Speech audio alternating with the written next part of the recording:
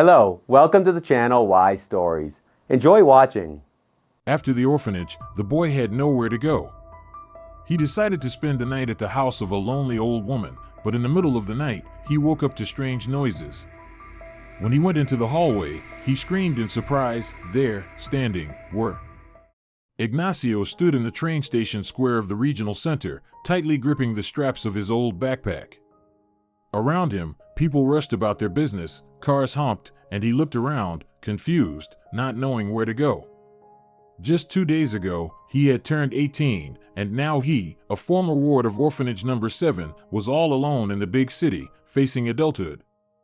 In his backpack were all his belongings: 2 t-shirts, sweatpants, a change of underwear, a toothbrush, his high school diploma, and an envelope with money, some small amount earned from odd jobs at the orphanage's auto repair shop, and a battered photograph of a woman holding a baby, his only reminder of the mother who had left him at the hospital. "Stay strong, Ignacio," the words of Natalia Estevez, his favorite caregiver, echoed in his mind. "You have golden hands and a kind soul. People like you won't get lost. Just trust people, but always check them out." Ignacio smiled, remembering how the orphanage kids and staff had seen him off with a homemade cake, hugs, and tears. Many of the younger kids cried, not wanting to let go of their protector and mentor. Valerio, a 10-year-old boy, even tried to climb into his backpack, begging him to take him along. Shaking his head, Ignacio pushed the memories aside. He had to act. He had made a plan back at the orphanage: first, get into college, then find a job and a place to live. Of all the institutions, he was most drawn to the auto mechanic college, where he could develop the skills he had learned in the orphanage workshop. Ignacio pulled a crumpled piece of paper with the admissions office address from his pocket and set off. The city seemed huge and noisy after the quiet district center where the orphanage was located. When he reached the college, he nervously stepped into the admissions office. "Your documents are in order," said the woman at the desk, flipping through his papers. "Your diploma looks good, especially in physics and labor studies. Do you have any practical skills?" "I worked for 3 years in the auto repair shop at the orphanage," Ignacio replied. "I started with the simple tasks, but in the last year, I was taking apart and putting together engines. Maestro Pablo used to say I have a knack for metal work." The woman looked at him with interest, then turned her gaze back to the documents. "Orphanage," she drawled. "Do you need dormitory accommodation?" "Yes, if possible," Ignacio perked up. "Unfortunately, all the spots are already filled," the woman sighed. "The lists were finalized a month ago. You'll have to find housing on your own." Ignacio's heart sank. He hadn't considered this possibility, but there was no turning back. "I recommend you register with the Guardianship Commission," she added, softening. "As a graduate of an orphanage, you're entitled to certain benefits. Write down the address." 3 days later, Ignacio officially became a student of the Auto Mechanic College. He passed the practical exam brilliantly, earning a respectful nod from the elderly master who was overseeing the tests. "I can tell your hands come from the right place," he said. "With that approach, you'll go far." Now, the housing issue had to be solved. The dormitory was an unachievable dream, and renting an apartment in the city was expensive. Ignacio called about a dozen ads in the newspaper. Everywhere they asked for a 2-month advance, which was out of his budget. The guardianship office promised to help with housing, but only in 6 months, when a spot in the social hostel for orphanage graduates would open up. For now, they suggested he either return to the orphanage or find something on his own. Ignacio didn't want to go back. It would feel like admitting failure in adult life. He kept calling about room rentals, meeting with landlords, but as soon as they found out he was from an orphanage, they rejected him for various reasons. One woman even had the audacity to say directly, "Orphanage kids are unreliable, they steal and drink." It was painful to hear such things, but Ignacio tried not to take it too personally. He knew not everyone was so prejudiced. In the end, he wouldn't miss his chance. On the 7th day of searching, when the money was running out and he had to spend the night in a cheap hotel, Ignacio came across an ad in the newspaper: room for rent in a private house on the outskirts of the city. Cheap, preferably for a student. Help with chores is welcome. Deciding that this was his last chance, Ignacio went to the given address. The two-story wooden house with a small garden was located in a quiet neighborhood of private houses. At the gate, he met an elderly woman who was carefully putting apples from a tree into her bag. "Hello," Ignacio greeted politely. "I'm here about the room." The woman straightened up, examining him carefully. She had gray hair tied up in a neat bun and sharp, intelligent eyes behind her glasses. "Hello, young man. I'm Teodora Perez, the owner of the house. What's your name?" "Ignacio Sanchez. I've been accepted into the auto mechanic college, and I'm looking for a place to stay." Teodora Perez invited him into the house, and they went to the kitchen, where she offered him tea and apple pie. "Tell me about yourself, Ignacio. Where are you from? Where are your parents?"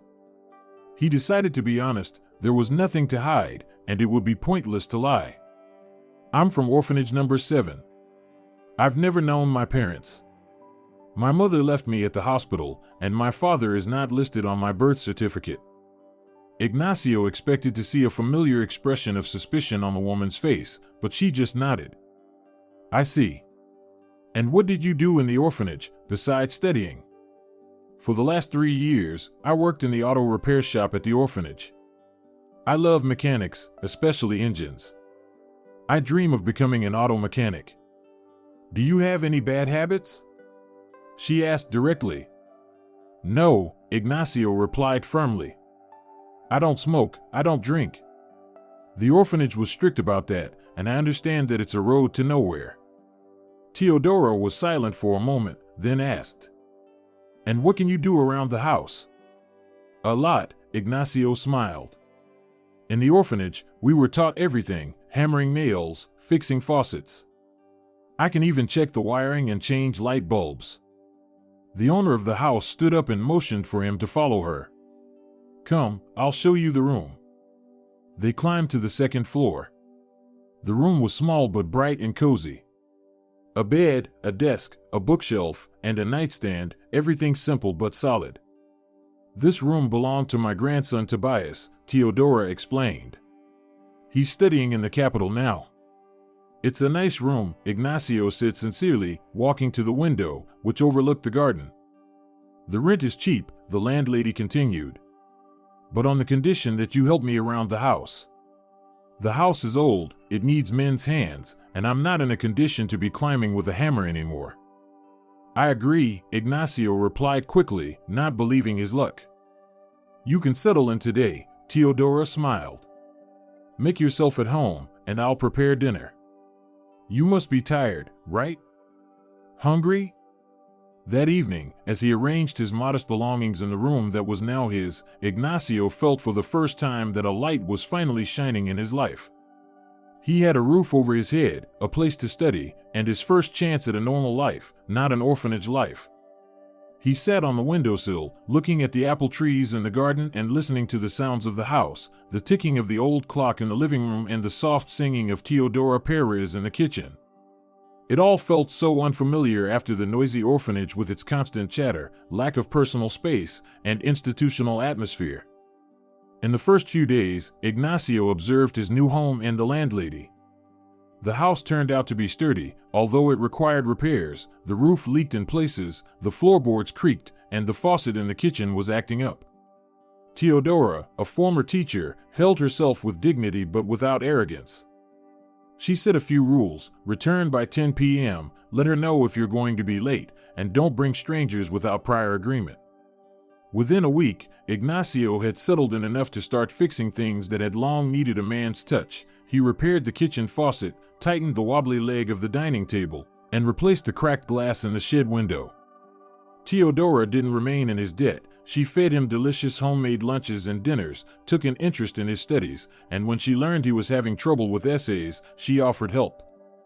Sometimes in the evenings, they watched old movies on TV or just had tea, and Teodora told him stories about her life, how she had worked as a teacher for 40 years, how she retired, how her daughter Natalia grew up and moved to another city, leaving her grandson Tobias with her, whom she had lived with until he went to university. Ignacio listened to these stories with pleasure, soaking in the warmth and comfort of home that he had missed his whole life. For the first time, he ate at a real family table, slept in a room where an ordinary teenager from a normal family had lived before, and for the first time, he felt not like a ward of a state institution, but almost a family member. Teodora Perez became for him not just the landlady who rented him a room, but something like a caring aunt, genuinely interested in his life and accomplishments. This made him feel warm inside, and Ignacio tried to repay her in kind. He helped with everything, ensured her peace of mind, and tried to make her proud with good grades. Every morning, he woke up with the feeling that, despite all the difficulties, life was starting to improve. At college, his professors appreciated him, and his classmates respected him for his practical knowledge.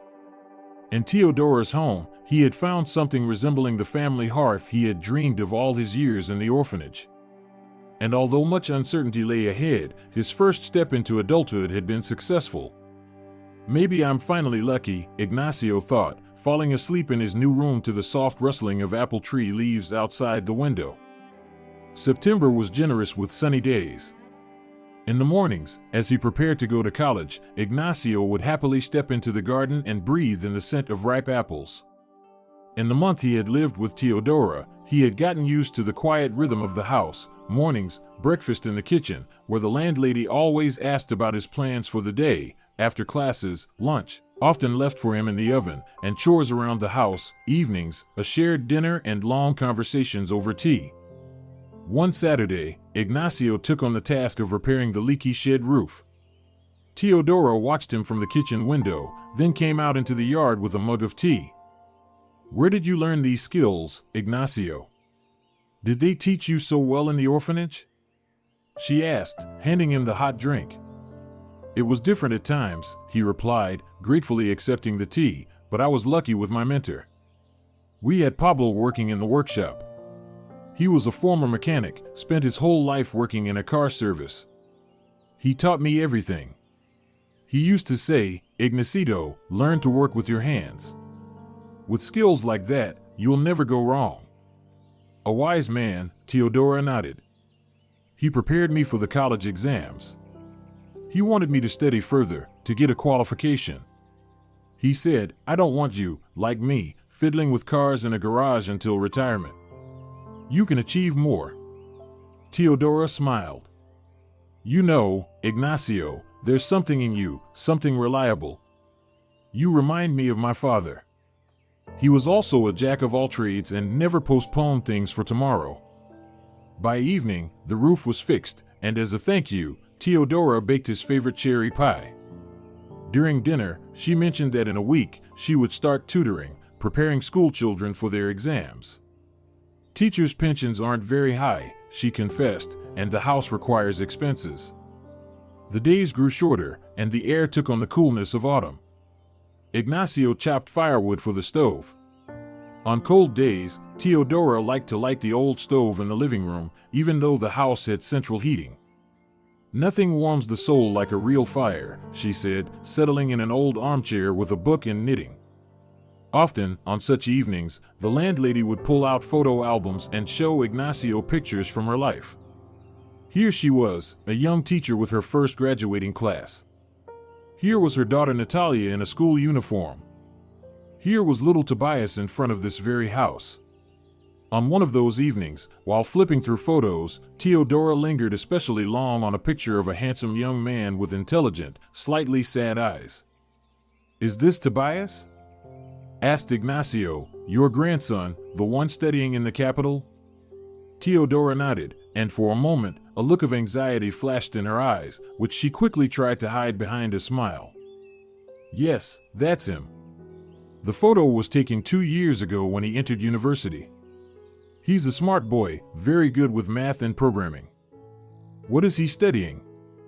"Programming," the landlady replied, and Ignacio noticed how her fingers trembled slightly as she turned the page of the album. "He was supposed to finish his second year this summer." "He was supposed to?" asked Ignacio. Ah, I misspoke, she quickly corrected herself. Of course, he finished. It's just, I haven't heard from him in a while. Young people are so busy nowadays, they call rarely, write little. That evening, the conversation about Tobias was cut off, but Ignacio noticed that after that, Teodora became thoughtful and absent-minded. The next morning, the phone rang. Ignacio was having breakfast in the kitchen when he heard Teodora speaking to someone in the hallway. Her voice sounded tense. I told you I can't right now. Yes, I understand. No, I need more time. Please, give me another month. When she returned to the kitchen, her face was pale and her hands were shaking. Noticing Ignacio's gaze, she tried to smile.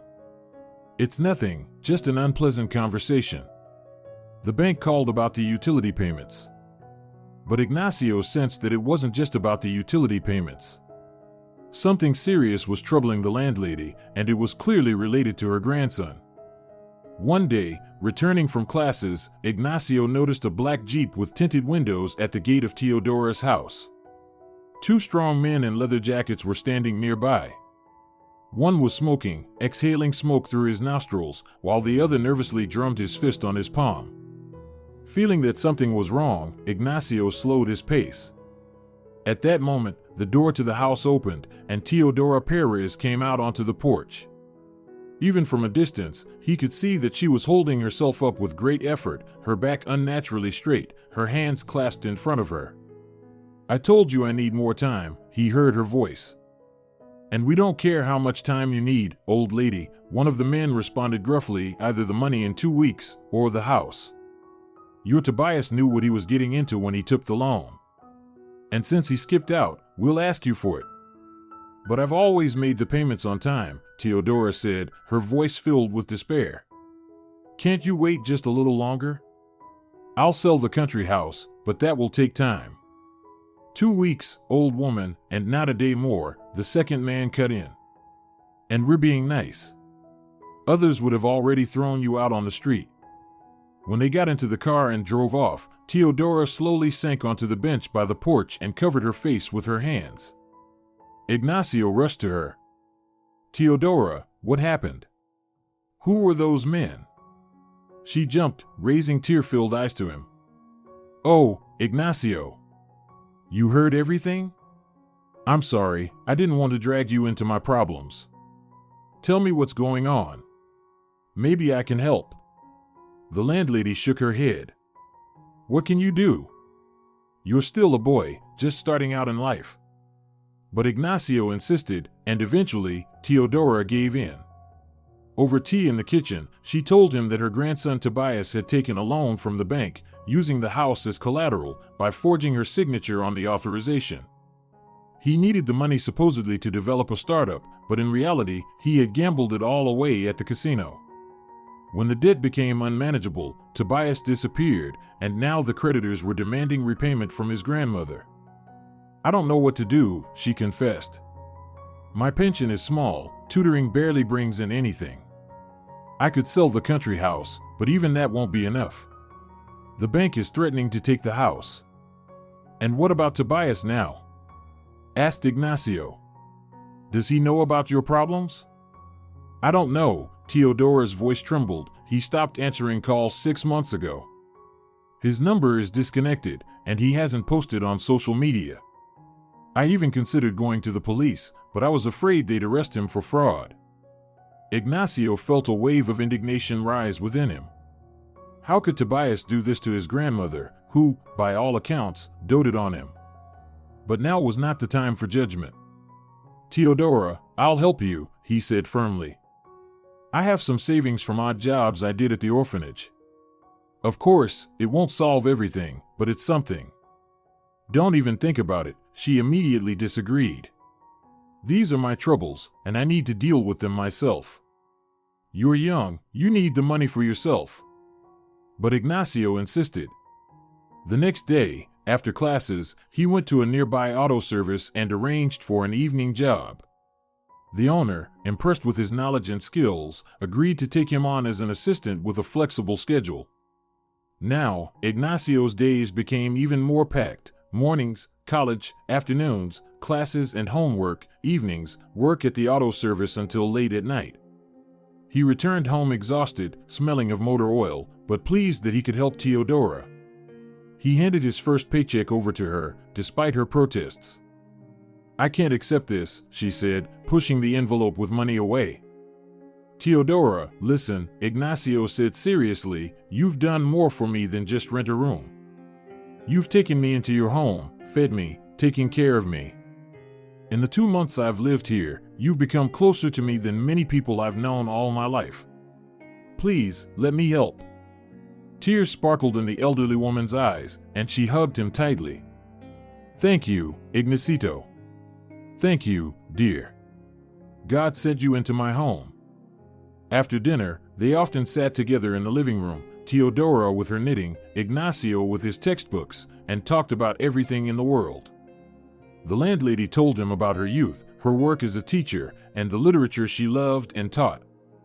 Ignacio shared stories from his life in the orphanage, told her about his dreams, finishing college, maybe going to university after that, and eventually opening his own auto repair shop. "You'll make it," Teodora assured him. "You have a bright mind and golden hands. And most importantly, a kind heart, and that's the most important thing in life." When Ignacio struggled with essays for college, the landlady helped him, explained the rules, edited his texts, and gave useful advice. Thanks to her, he received his first excellent grade in his language course. Sometimes on weekends, they watched old films, which Teodora loved. Afterward, they discussed what they had seen, and Ignacio marveled at his landlady's wisdom and insight, her ability to see things in movies and books that he would never have noticed. As the cold weather set in, they gathered firewood for the stove together, canned vegetables from the garden, and insulated the windows. Ignacio repaired the old heater, cleaned the chimney, and replaced the rotting floorboards on the porch. The house was transformed under his hands, becoming cozier and warmer. But the worry never left them. The visits from the collectors became more frequent and aggressive. One day, they sent a letter demanding that the house be vacated in a month if the debt was not paid. After that, Teodora suffered a heart attack. Ignacio called an ambulance and then stayed by her side for 3 days, missing classes and work. "Don't worry so much," he reassured her, "we'll figure something out. Maybe we should see a lawyer." "I don't have money for a lawyer," Teodora said with a faint smile. "All my savings have already gone to the first payments on the loan." "There's a law professor at our college, Miguel Arcadio," Ignacio said. "I'll try talking to him. Maybe he'll agree to help for free or for a small fee." Teodora squeezed his hand gratefully. "What would I do without you, Ignacio? You've become like family to me." "And you to me, Teodora," he replied quietly. A few days later, a distinguished man with gray hair and glasses, the law professor, arrived at their home. Ignacio introduced him to Teodora, and they had a long conversation in the living room. New details emerged. Tobias hadn't just taken a loan from the bank, he had also borrowed a large sum from private creditors involved in the gambling business. They were the ones who had been sending their people to threaten Teodora. "It's a tough situation, but it's not hopeless," said Miguel after reviewing all the documents. "First of all, the contract with the bank can be contested because the power of attorney was forged. Secondly, the private creditors have no legal rights to your property. Their threats are just intimidation, and you can file a police report about them." "But I'm afraid that then Tobias will be investigated," Teodora said anxiously.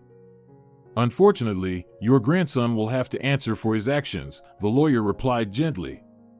"But right now, the most important thing is to protect you and your house." After Miguel left, Teodora sat silently for a long time, staring at one spot. Then she turned to Ignacio. "You know what I'm thinking about? How strange everything turned out. Tobias, my own grandson, treated me this way. And you, a stranger, are doing more for me than my own blood. Life is such a strange thing, isn't it?" Ignacio didn't know how to respond.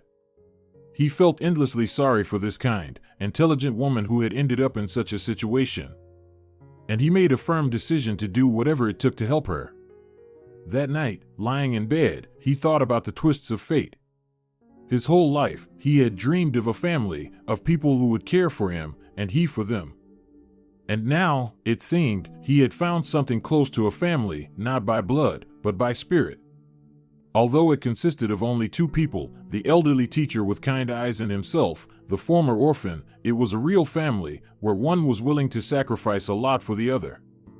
With these thoughts, Ignacio fell asleep, unaware that soon he would face the most serious test of his life, one that would determine not only his future but also the future of Teodora Perez. November was cold and dreary. In the evenings, Ignacio returned from work, chilled to the bone, and the first thing he did was light the stove in the living room. By this time, Teodora was usually already preparing dinner, filling the house with the aromas of homemade food. Despite all their efforts, the situation with the loan remained dire. Miguel had filed a lawsuit to declare the loan contract invalid, but the court date was set for February. That evening, Ignacio stayed late at the auto service. A client urgently needed the transmission repair finished. He returned home around 11, tired but satisfied. The owner of the service had paid him double for the rush job. The house was quiet and dark. Only the kitchen light was on. Strange, Ignacio thought, Teodora usually goes to bed by now. On the table, he found a note, Ignacio, dinner is in the oven.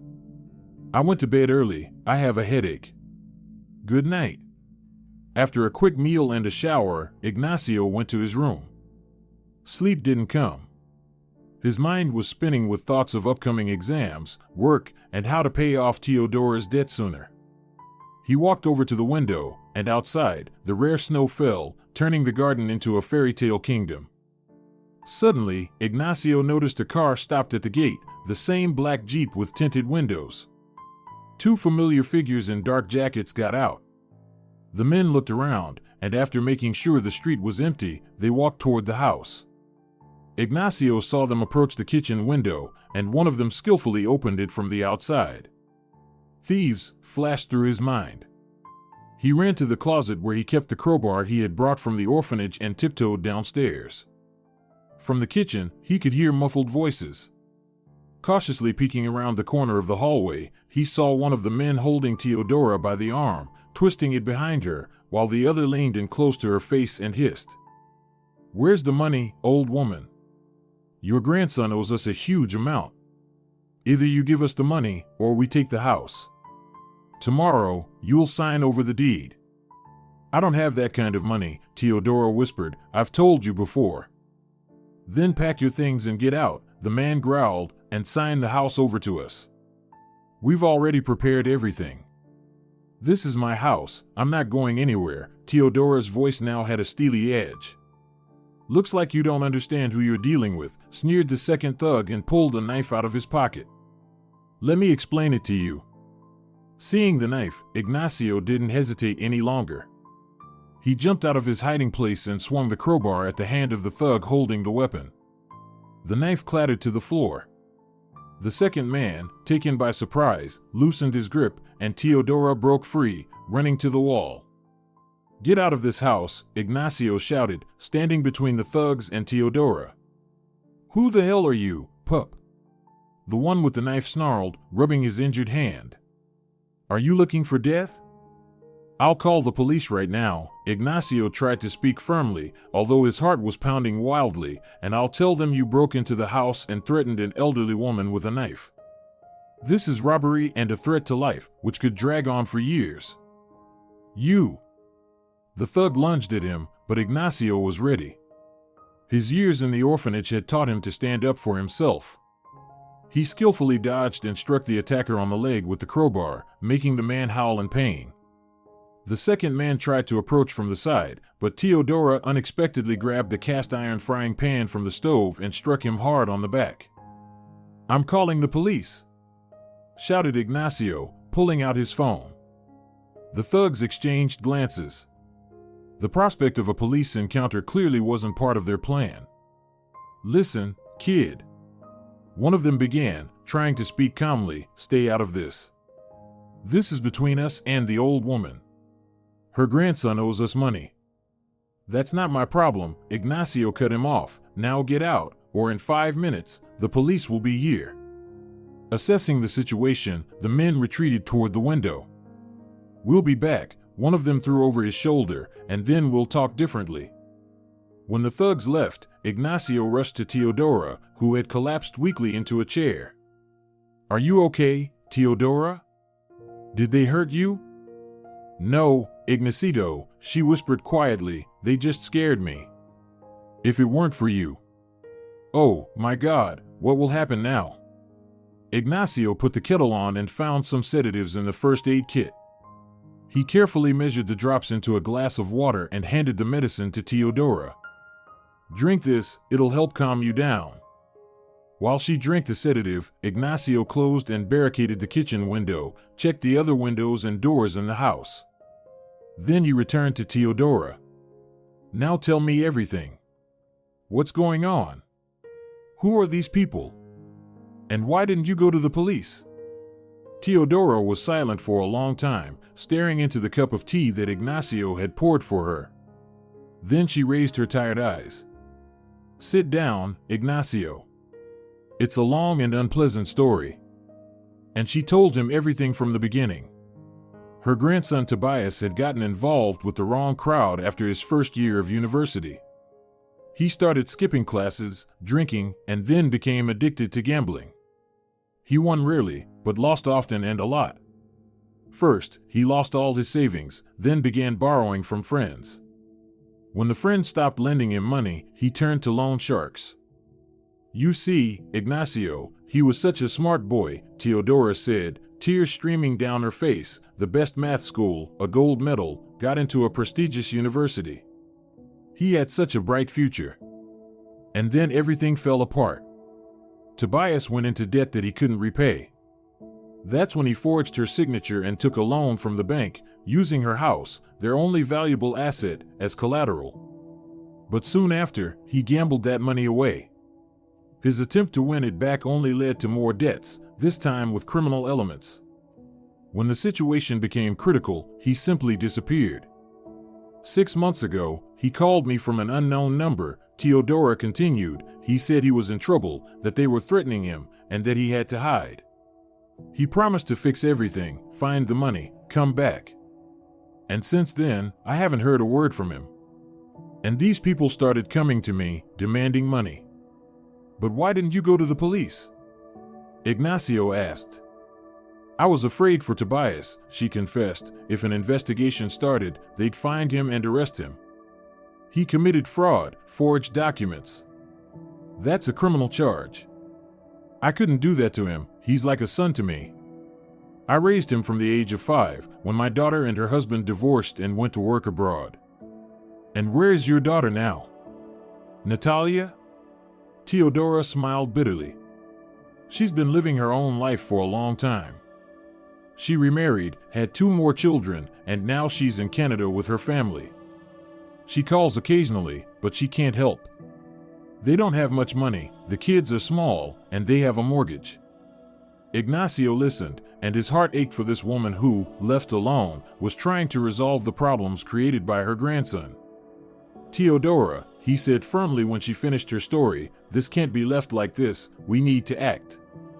Tomorrow, we're going to the police and filing a report about extortion and threats. And we'll visit Miguel Arcadio and tell him about what happened today. But Tobias, I'm sorry, but your grandson needs to answer for his actions," Ignacio said softly but decisively. "I understand you love him and want to protect him. But think about what impunity will teach him. He's made mistakes, disappeared, and now it's you who's paying the price. This isn't right." They spent the whole night at the kitchen table. Teodora spoke about Tobias, about what he was like as a child, how well he studied, and what his future plans were. Ignacio listened and thought about how often parents and grandparents, trying to shield their children from responsibility, only make things worse. Perhaps if Tobias had faced the consequences of his actions earlier, if he hadn't felt that his grandmother would always cover for him, things might have turned out differently. By dawn, when the first light started to show outside the window, Teodora finally agreed. "All right, Ignacio. You're right. Tomorrow. Today, we'll go to the police and to Miguel Arcadio." But, she hesitated, "Just don't leave me alone, please." "Of course, Teodora," Ignacio squeezed her hand tightly, "I'm with you. We'll get through this together." They fell asleep in the kitchen, the elderly teacher and the boy from the orphanage, who had met by chance and become closer to each other than many blood relatives.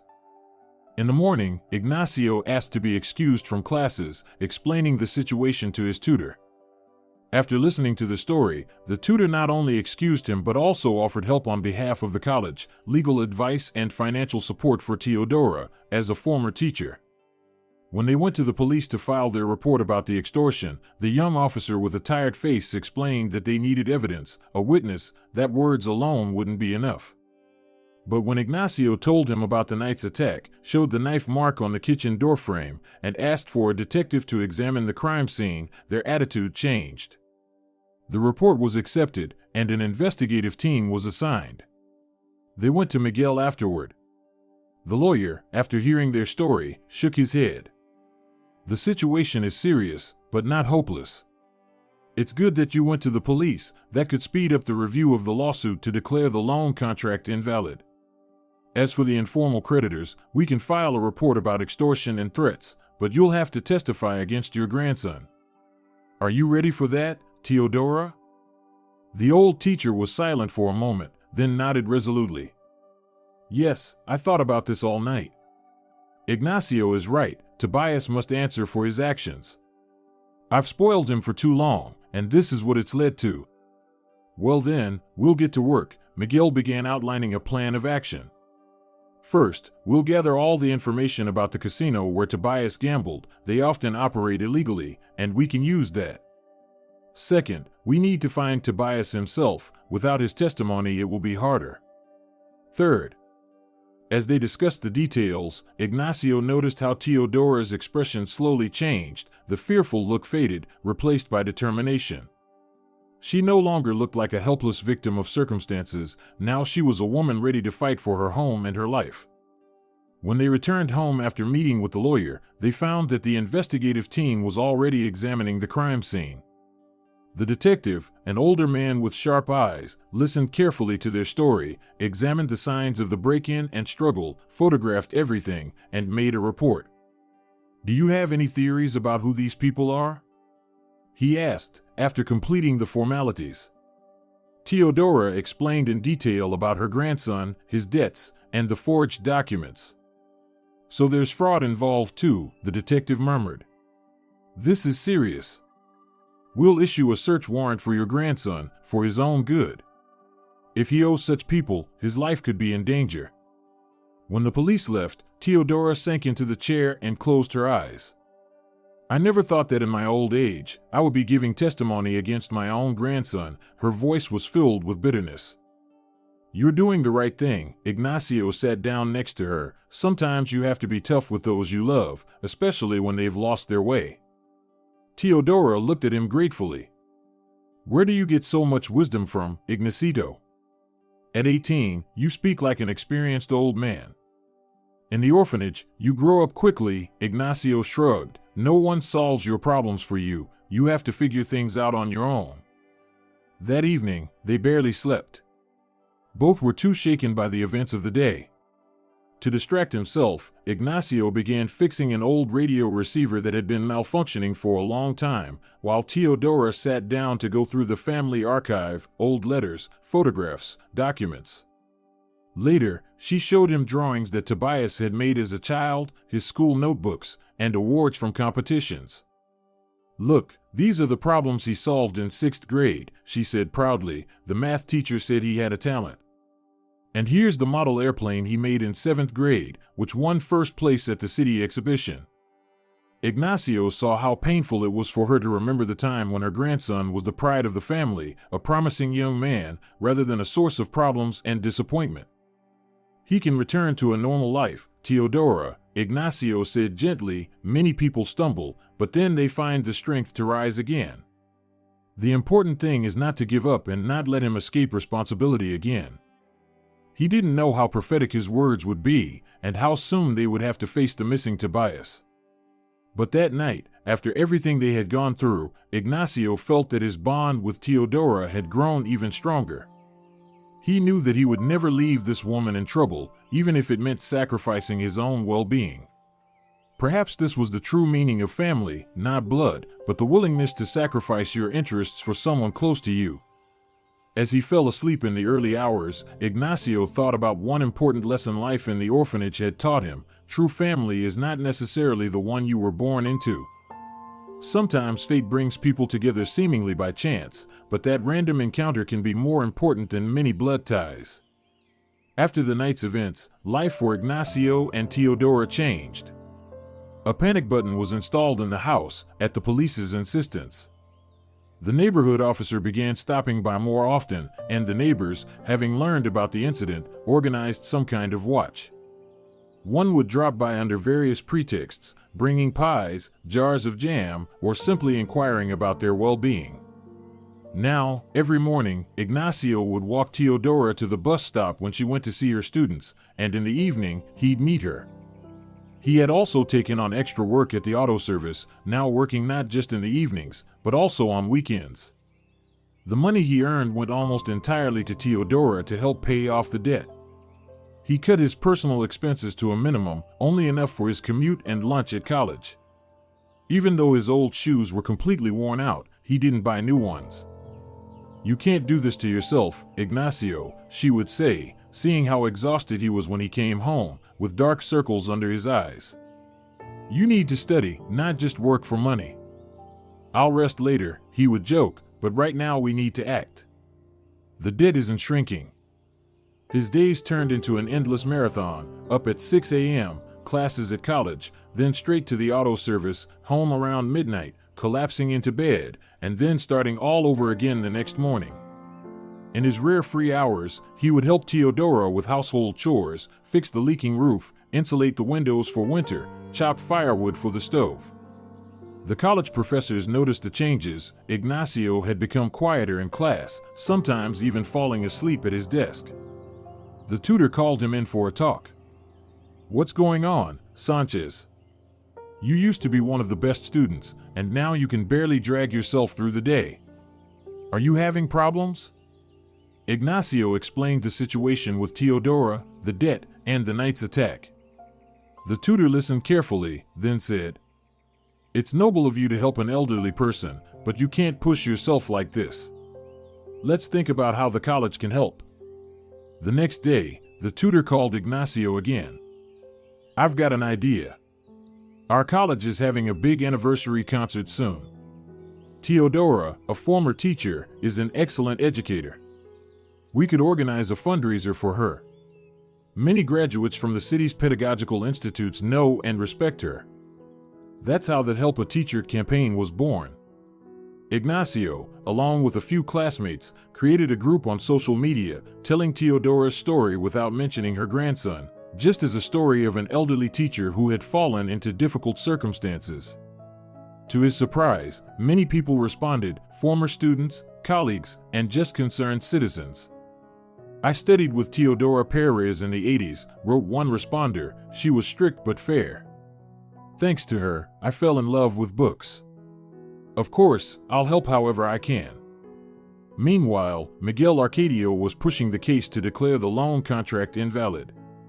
He found witnesses who were ready to confirm that the signature on the power of attorney was forged and established the fact of fraud. "The case is moving forward," he said at one of their meetings, "but slower than we'd like.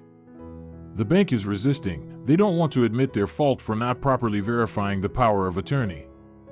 At the end of November, the college held a charity concert, raising a significant amount for Teodora Perez. When Ignacio brought the money home and laid it out on the table before her, she broke down in tears. "My God, are there still people like this? I never expected anyone to remember an old teacher. Many people remember and love you, Teodora." Ignacio smiled. "You gave so many years to the children, now they're helping you."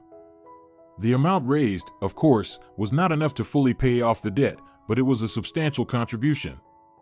There was now hope that they could solve the problem. The new year was approaching.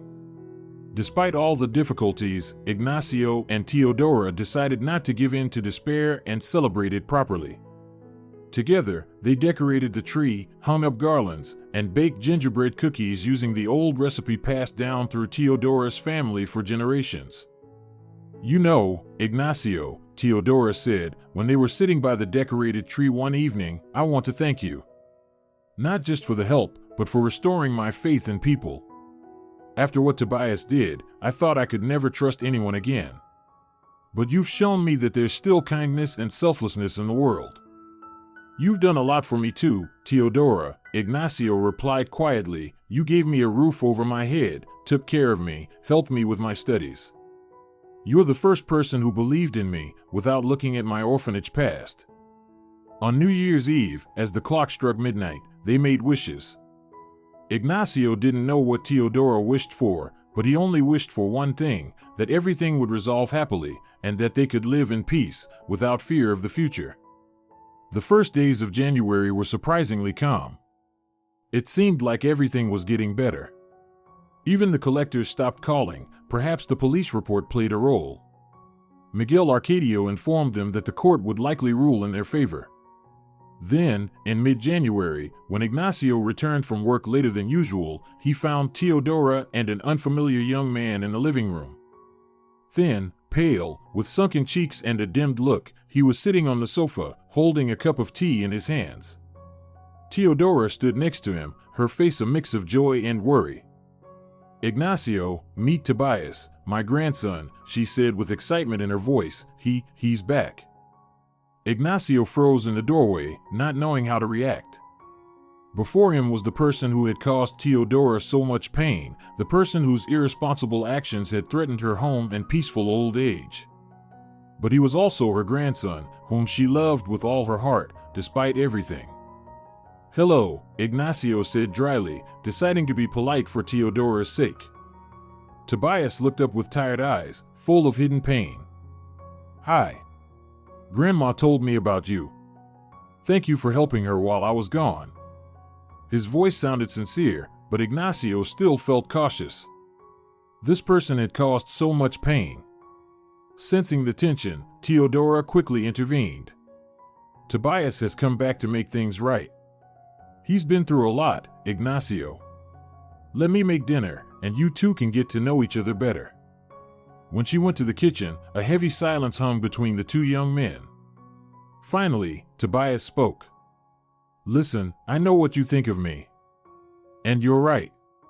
I acted like the worst scoundrel, let my grandmother down, forged documents, got into debt. I have no excuse. Where have you been all this time?" Ignacio asked, deciding not to soften his tone. "Your grandmother almost went mad with worry." In a rehabilitation center, Tobias replied quietly, lowering his eyes. "After I lost the last of my money, I tried to take my own life. They saved me, just barely.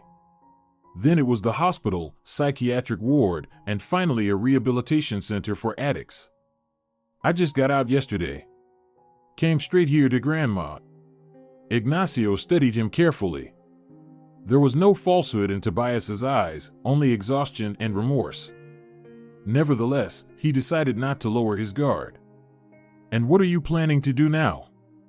"Fix what I've done," Tobias said firmly. "I've already been to the police, gave testimony against the casino and loan sharks.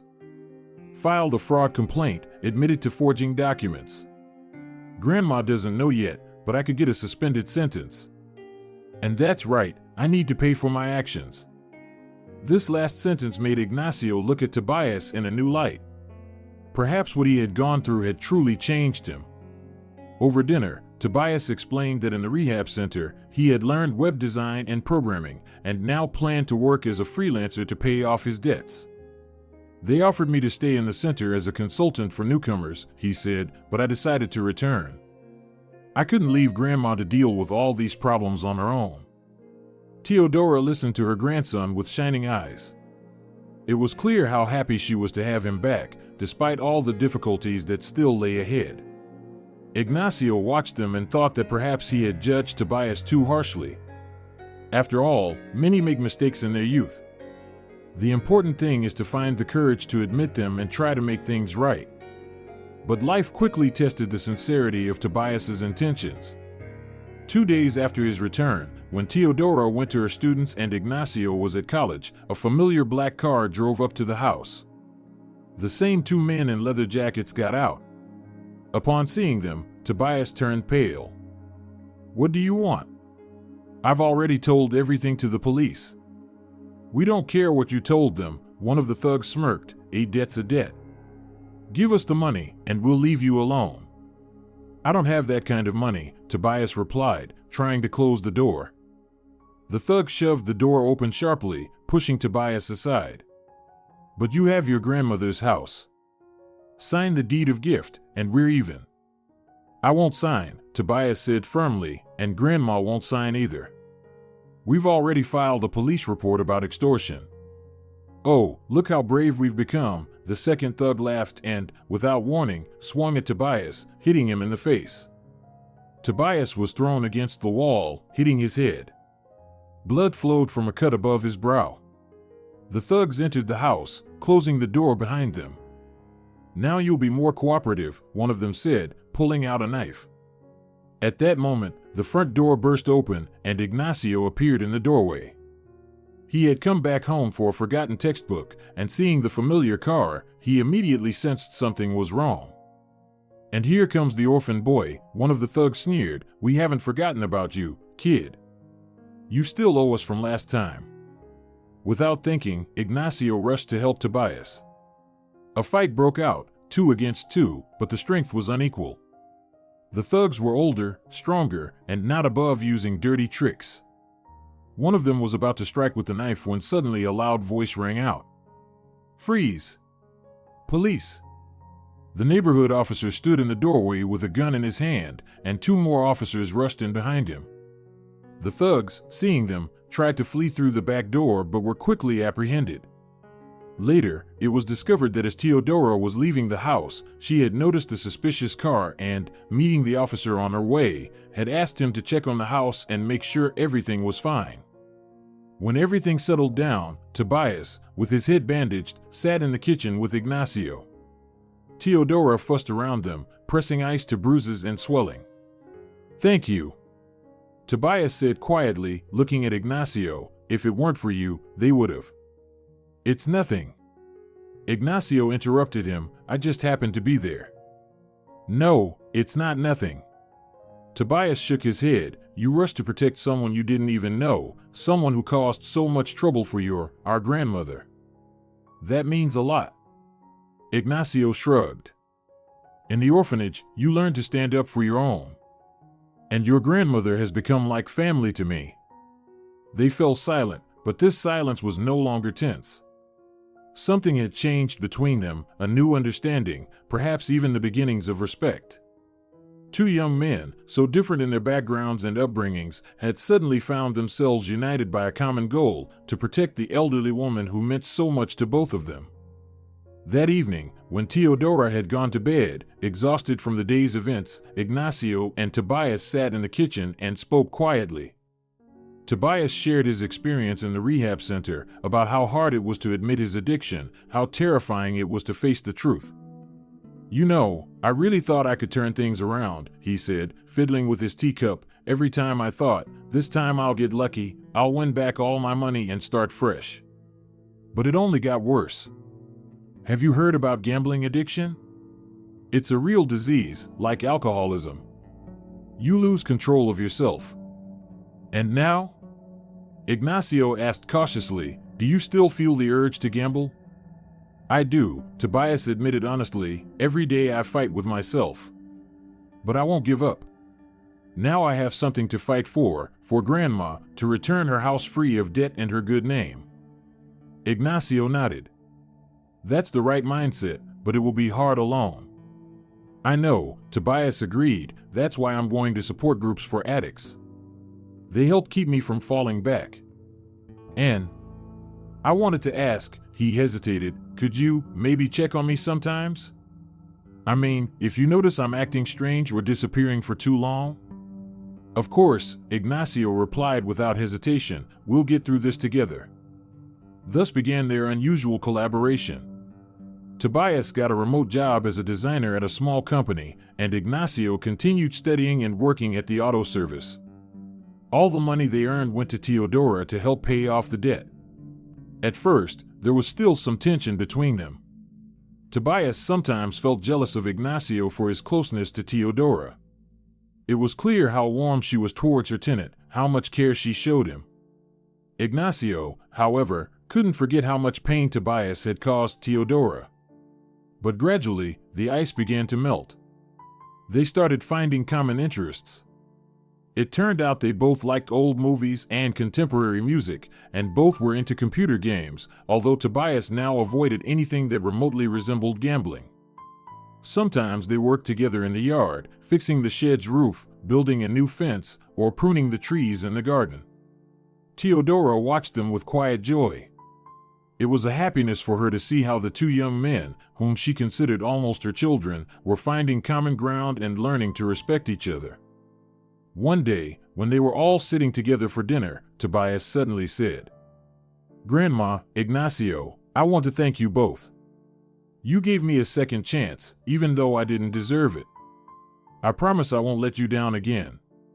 Teodora teared up and hugged her grandson. Ignacio simply shook his hand, but the gesture meant more than 1,000 words.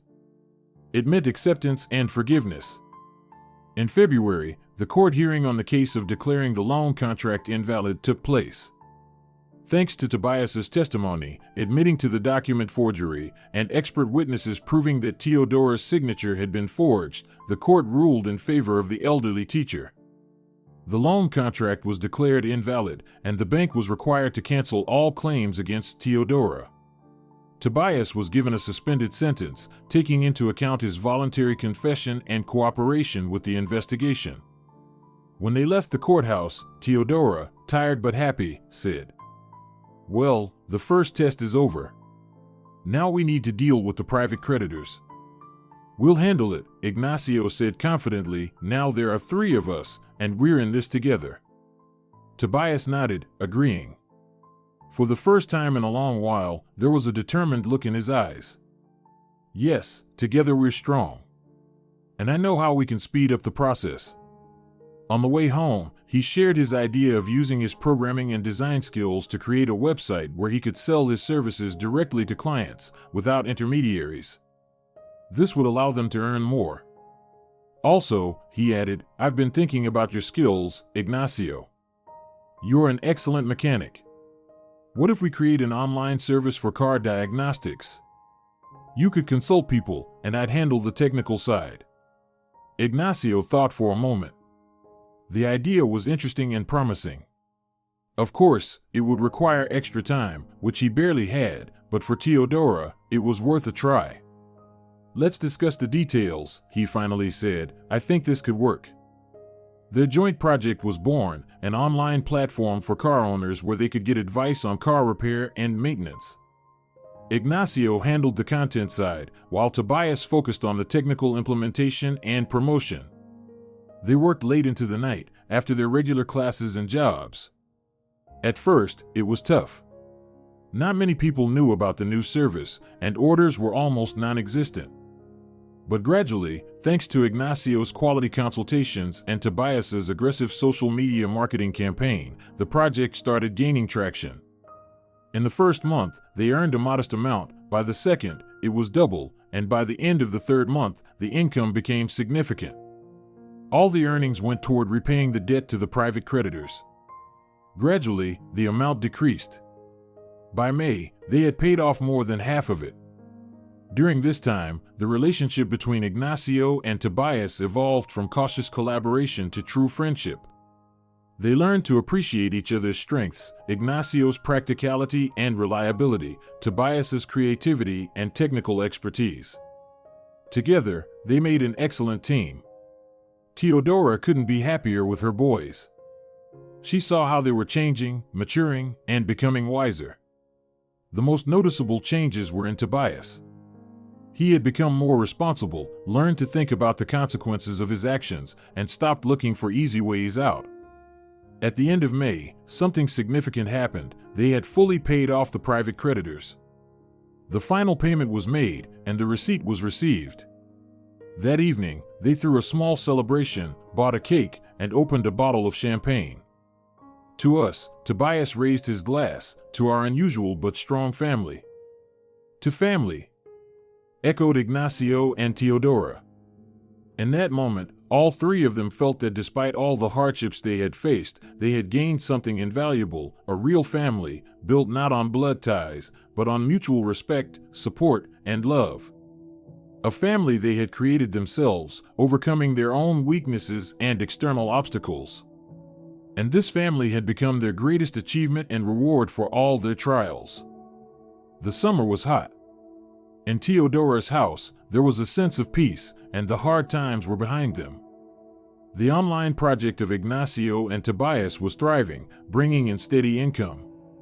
Ignacio continued his studies at college, where his teachers noticed his progress and even invited him to participate in a regional competition for young mechanics. Tobias worked from home, creating websites for clients across the country. Teodora returned to her beloved job of teaching children. One day, during a Sunday breakfast, she said, "My boys, I am so grateful to fate for bringing us together.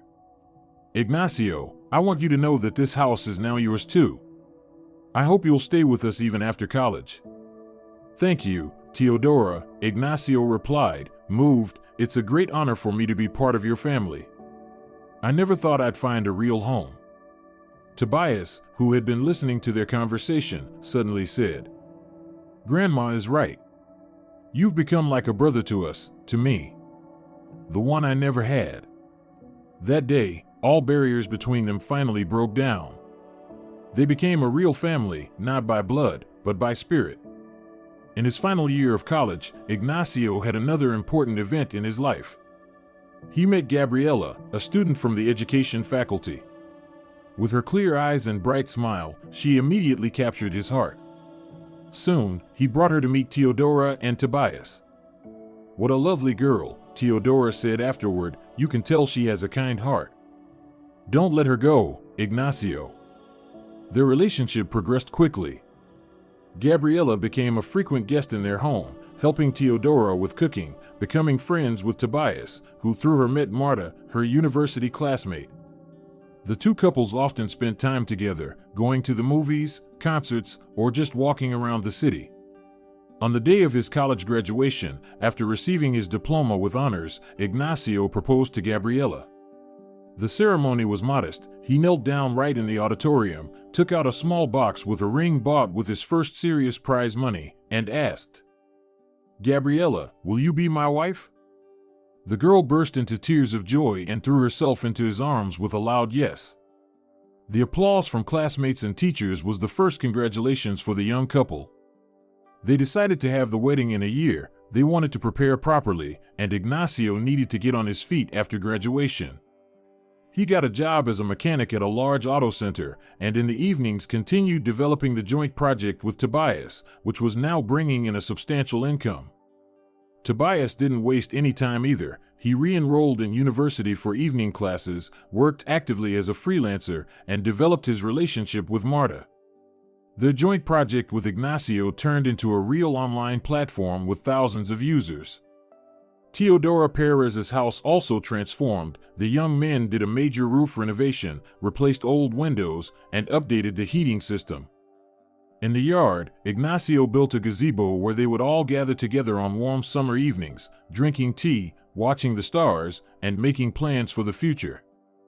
A few months before the wedding, Ignacio and Gabriela, Tobias announced that he and Marta also decided to get married. "But we want to live separately, so we don't crowd you," he said. "I found a small apartment nearby." "No way." Teodora objected. "The house is big, there's enough room for everyone. You can live in the annex. I've been wanting to renovate it for a while." That's how it was decided. Ignacio and Tobias worked together to renovate the annex, turning it into a cozy home for Tobias's future family. They worked in the evenings and on weekends, pouring their hearts into every detail. Spring arrived. They decided to have a double wedding in May, when the apple trees in Teodora's garden would be in bloom. Preparation was in full swing. The girls were choosing dresses, the boys were ordering rings, and Teodora was handling the wedding arrangements.